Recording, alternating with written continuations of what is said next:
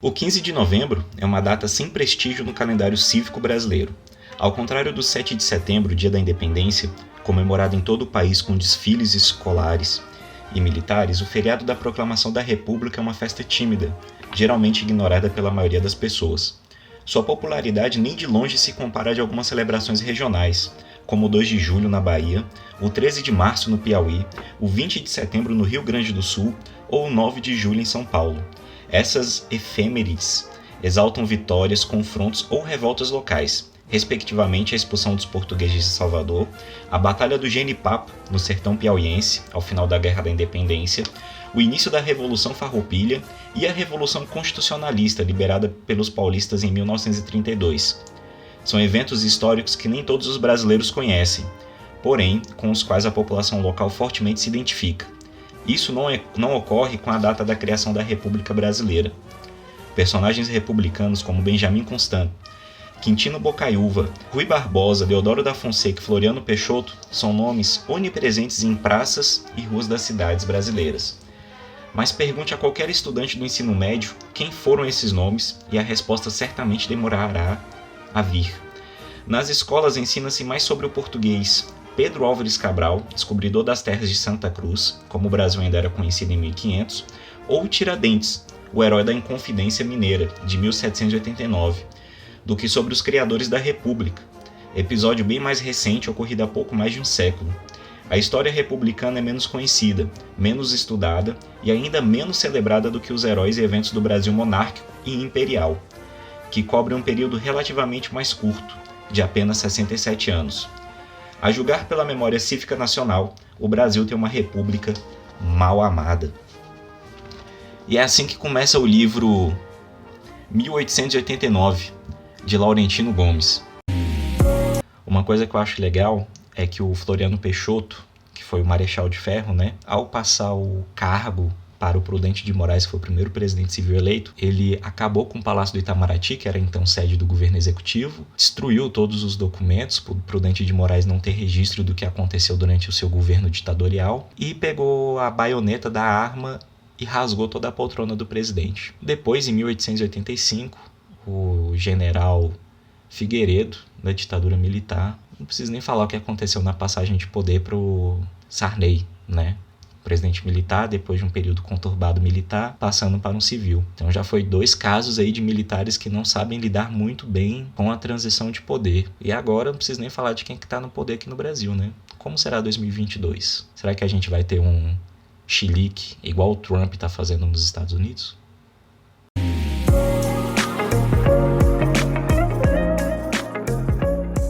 Olá, eu sou o Paulo Souza, escritor e dono desse pequeno e modesto espaço dedicado à leitura, à escrita e à literatura. Caso você ainda não é inscrito, por favor, inscreva-se aqui no canal, isso ajuda muito a gente poder estar alcançando mais pessoas aqui no espaço do YouTube. E caso você queira contribuir com o canal, por favor, compre através do link da Amazon, também aqui na descrição do vídeo. O livro 1889, do autor Laurentino Gomes, é o terceiro livro de uma série, ele lançou primeiro 1808 e 1822 posteriormente, de livros históricos. Ali em 1808, a chegada da família portuguesa, fugida de Napoleão Bonaparte, para o Brasil, a primeira vez que uma família real sai da Europa. 1822, quando Dom Pedro I faz ali a independência do Brasil perante a corte, Eu não sei se seria independência ou morte, ou dependência até a morte da corte portuguesa. E agora aqui 1889, que é o livro que eu trouxe para a gente poder estar falando, que é justamente sobre esse momento da proclamação da República, queda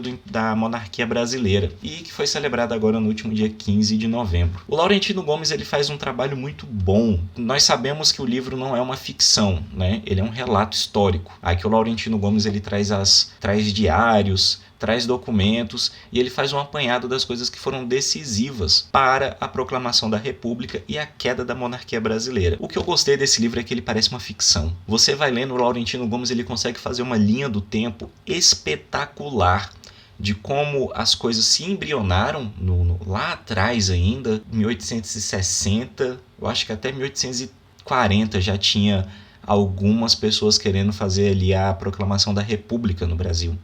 até o momento derradeiro, né, em 1889, 15 de novembro. E o Laurentino Gomes ele vai fazendo tudo isso, ele mostra como a coisa foi surgindo e o que aconteceu de fato para ter todo aquele cenário que veio a acontecer o golpe. É importante falar que foi um golpe, porque foi um golpe. A proclamação da República foi um golpe armado do exército brasileiro contra a monarquia. E aí a gente vê como a nossa história é decadente, né? Porque a própria coroação de Dom Pedro II foi um golpe também, né? O golpe da maioridade. Ele tinha apenas 16 anos e fizeram um golpe, uma questão jurídica, para ser coroado aos 16 anos. Então, ou seja, o Brasil sempre viveu em meio de golpes parlamentares, golpes jurídicos para poder acontecer aquilo que a elite queria que acontecesse. A proclamação da República também foi um golpe. Aqui eu não vou me adentrar muito ao livro porque é questão de história, né? Então eu vou falar justamente assim, vou falar mais como o livro é dividido. O Laurentino Gomes ele traz capítulos específicos sobre cada personagem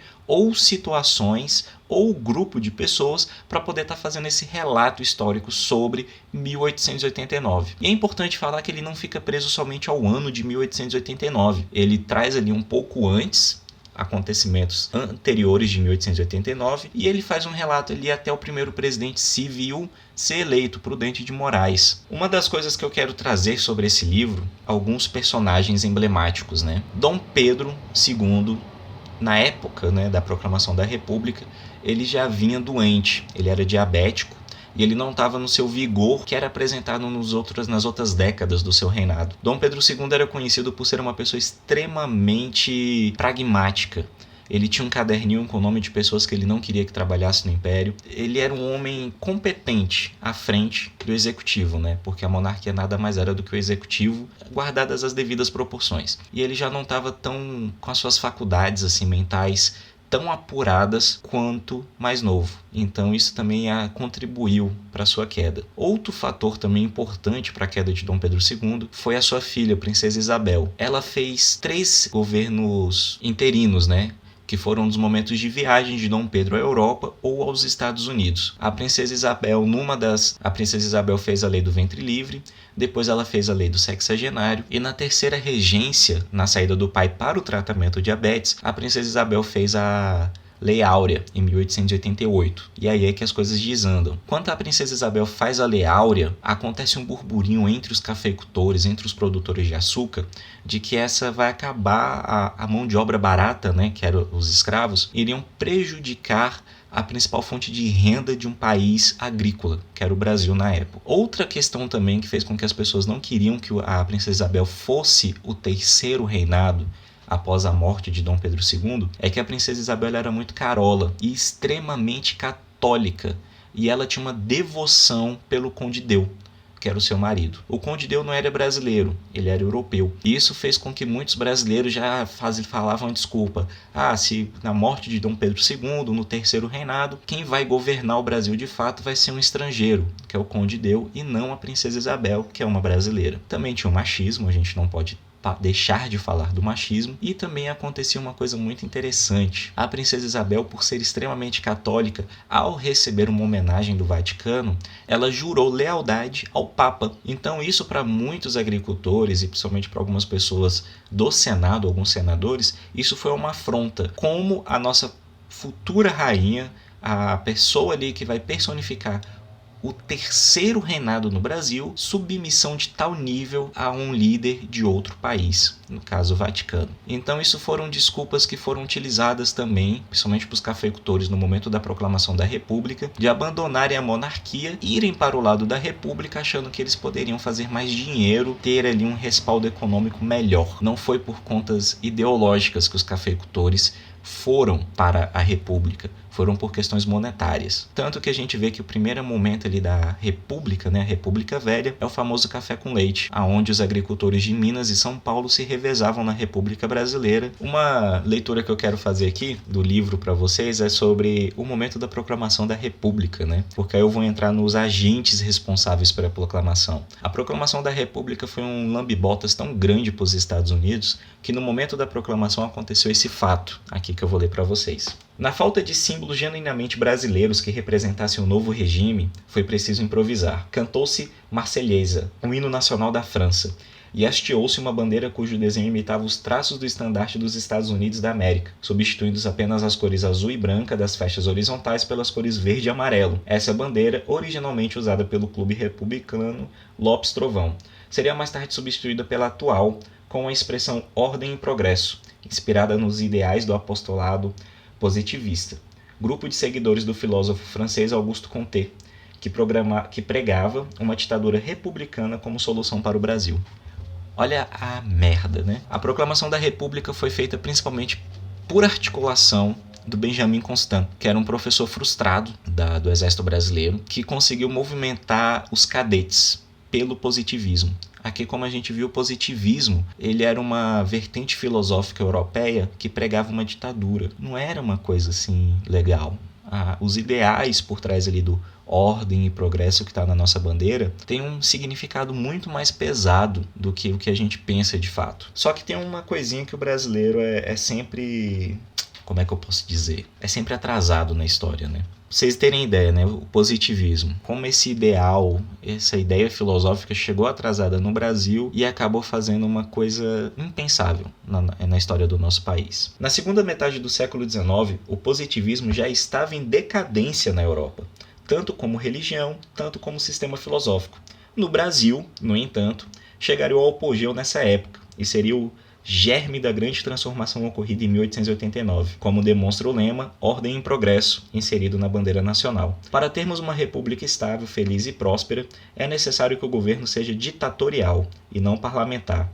Defendeu em discurso no dia 14 de dezembro de 1889, um mês após a proclamação da República, o ministro da Agricultura do novo governo provisório, o gaúcho Demétrio Nunes Ribeiro, fiel seguidor do ideário de Auguste Comte. Então aqui a gente vê que estavam querendo tirar a monarquia para colocar um sistema realmente civil, um sistema realmente de divisão de poderes pela sociedade através das urnas. Eles queriam tirar a monarquia, queriam tirar um sistema onde existia, né, um líder, que era um monarca, para colocar uma ditadura e mascará-la de república. Então o Brasil já está dando errado aí desde muito tempo. E esse negócio é tão sério da República que eu vou ler aqui outro trecho para vocês botarem aquele meme, né, do cachorro. Enfim, a hipocrisia. Uma das coisas que é nítida e que é estudada em todos os locais é que a monarquia, principalmente Dom Pedro II, ele era muito a favor da liberdade de expressão. Tanto que, durante o seu reinado, o que mais tinham eram jornais republicanos, eram sátiras ao próprio imperador, e ele não, a não ser que fosse algo muito forte, como uma revolução ou então uma revolta, ele permitia que essas sátiras e esses jornais republicanos ocorressem, porque ele defendia a liberdade de expressão. Porém, quando a República foi proclamada, né, que o governo provisório ali chegou, fez o seguinte: um decreto de 23 de dezembro de 1889, portanto, 5 semanas após a troca de regime, ameaçava jornalistas de oposição com abre aspas, as penas dos artigos de guerra, encarbuzamento inclusive, fecha aspas. A expressão arcabuzamento significa execução por arcabuz, uma arma típica do século XIX, ou seja, fuzilamento. Em março de 1890, um novo decreto previa punições a todas as pessoas acusadas de pôr em circulação pela imprensa, pelo telégrafo ou por qualquer outro meio, abre aspas, falsas notícias e boatos alarmantes dentro ou fora do país, que se referissem à indisciplina do exército, à instabilidade das instituições ou à ordem pública, fecha aspas.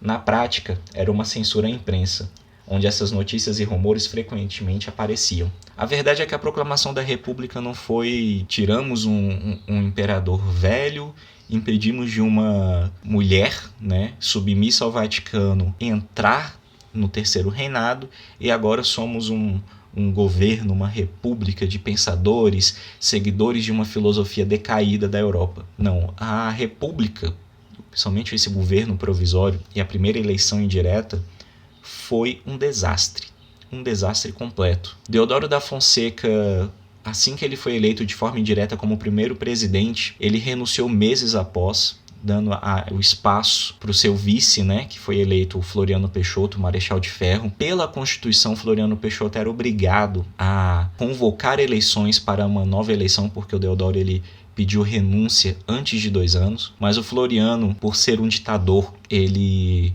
falou, né, usou a desculpa, não, esse artigo só funciona para presidentes eleitos pela urna. Deodoro da Fonseca foi eleito de forma indireta, então eu vou ficar até o final do meu mandato. Para quem conhece a história do Brasil, Floriano Peixoto a gente não precisa dizer quem foi de fato, né, o Marechal de Ferro. A República Brasileira fez uma dívida enorme, da dívida já grande que o Brasil tinha. O Rui Barbosa foi o ministro da Agricultura e ele fez uma política monetária totalmente desastrosa. Ele fez o primeiro esquema de pirâmide do mundo. Se vocês depois quiserem pesquisar, vocês podem procurar sobre como foi o ministério do Rui Barbosa, como foi essa política monetária dele, onde ele permitia a criação de títulos bancários sem a necessidade de uma empresa ou um banco estar por trás. As pessoas podiam simplesmente anunciar no jornal que tinha um título e sair vendendo ele. A proclamação da República quebrou as nossas Forças Armadas. As Forças Armadas brasileiras, depois disso, demoraram décadas para poder se reestruturar e limpar um pouco esses ideais positivistas que foram tão danosos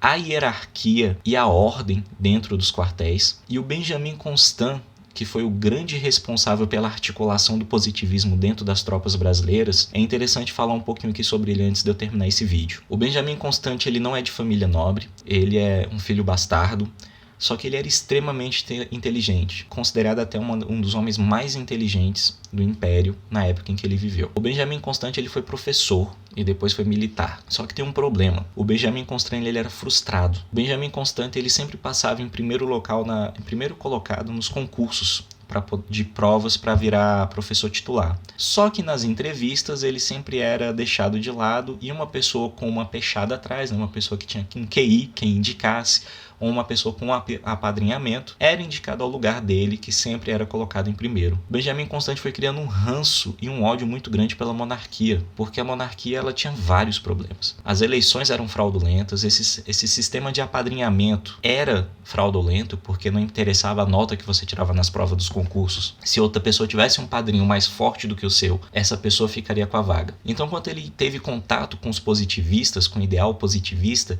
ele pensou que ele seria o momento. E ele conseguiu, depois de muito labuta, entrar na Escola Militar da Praia Vermelha, que era onde se formavam os cadetes do Exército. Na sua entrevista, ele falou que era positivista, o que deixou alguns entrevistadores meio receosos de contratá-lo, mas o próprio Dom Pedro II falou, não, ele é brasileiro, ele está no Exército Brasileiro, ele vai ensinar os militares, os cadetes. Esse positivismo vai passar e ele tem essa liberdade de expressão. Esse foi um dos erros do Dom Pedro II. Ele permitiu que a pessoa que iria espalhar o ideal positivista no corpo de cadetes entrasse de fato. E o Benjamin Constant ele tem um final peculiar. Depois da proclamação da República no governo provisório, ele teve muito atrito com Deodoro da Fonseca e os outros ministros, porque o que estava acontecendo era a mesma coisa que estava acontecendo antes da monarquia. Não mudou nada, porque as pessoas que comandavam não saíram do lugar, né? Os senadores continuaram os mesmos, a elite monetária viu que a República podia ser uma questão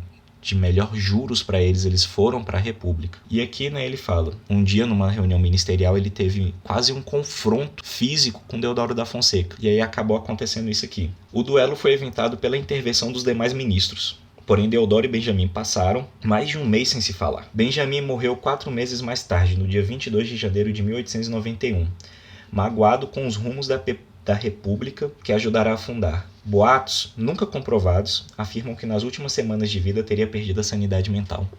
Então imagina o que é para uma pessoa extremamente inteligente como Benjamin Constant ver o que ele fez não ter alterado o status quo. Porque uma revolução de fato você tira as pessoas que estão no poder e que operam a máquina pública. E isso não aconteceu. Benjamin Constant é a figura mais louca dessa história. E para finalizar aqui, né, vou fazer só a leitura de um parágrafo aqui do livro mais ao final, para vocês derem ideia de que a República Brasileira, desde sua proclamação, ela não foi feita de forma competente, como o resto das coisas no Brasil. A gente precisa entender muito a nossa história para a gente não cometer os erros. No fundo, o novo sistema era muito semelhante ao dos velhos tempos da monarquia.